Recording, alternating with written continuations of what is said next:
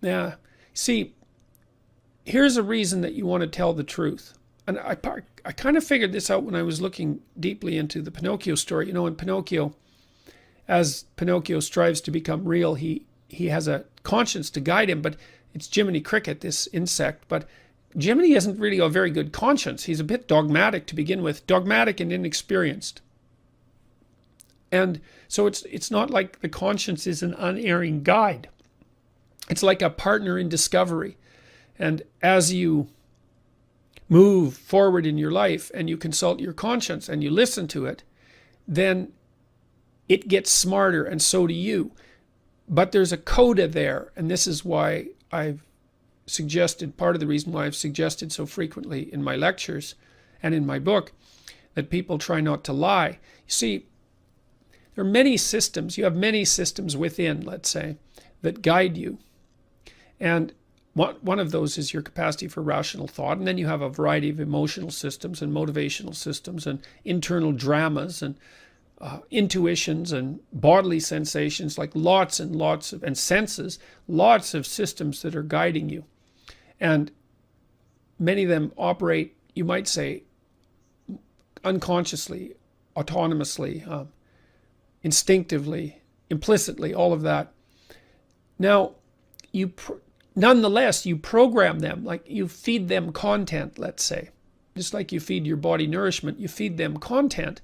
And a lot of the content that you feed them pertains directly to your voluntary thoughts and speech and your actions. And then if you pathologize those by lying, so if you say things that you know not to be true, or you don't say things that you know to be true when you need to, which is more common, and if you act in ways that you consider reprehensible, then you pathologize all of those autonomous systems that guide you. It's like you're programming them badly. You're building an AI system inside yourself, really, and in some sense that is what you're doing, that has very bad training data. And so the output it produces won't guide you properly. And so you don't want to pathologize your guidance systems. It's a really bad idea. So that's why you have to not lie.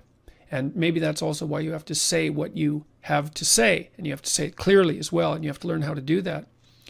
So that's one of the ways of getting your conscience straightened out. And then you have to have a dialogue with your conscience. And you might ask, it's like, okay, well, what should I do?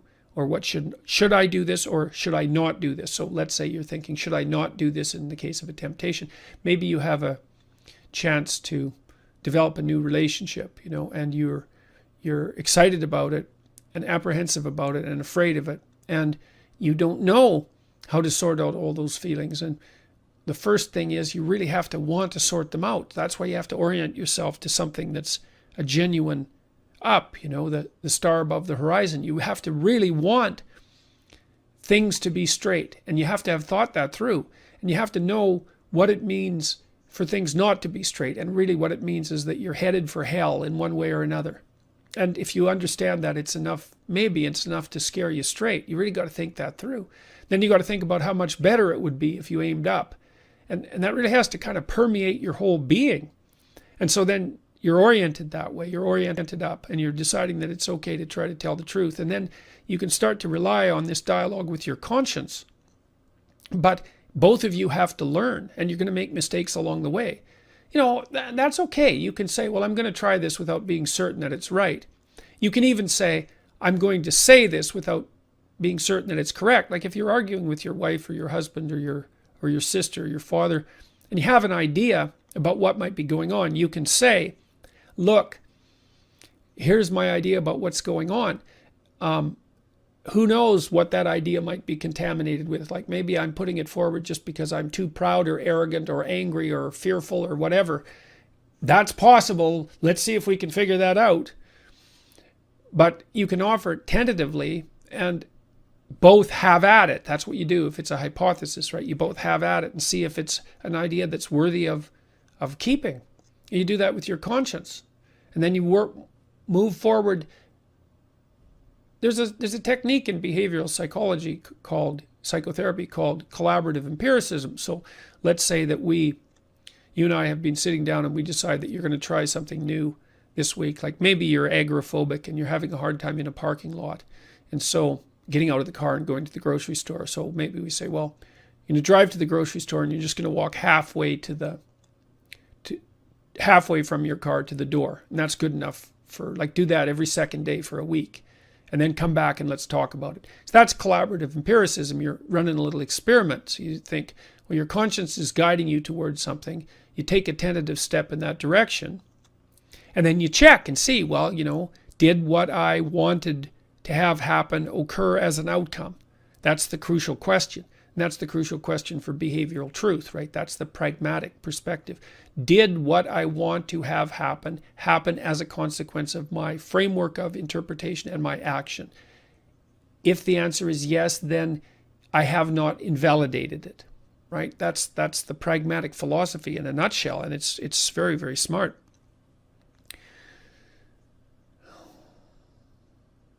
So you have a dialogue with your conscience that never ends, and hopefully it gets wiser, and you get wiser. And that's the dialogue that Jung talked about between the conscious and the unconscious, between your fantasy life, say, the life that's sort of underneath you as a conscious being, like the life that's part of your biological platform, the biological platform that somehow miraculously gives rise to your consciousness. You have a dialogue with that.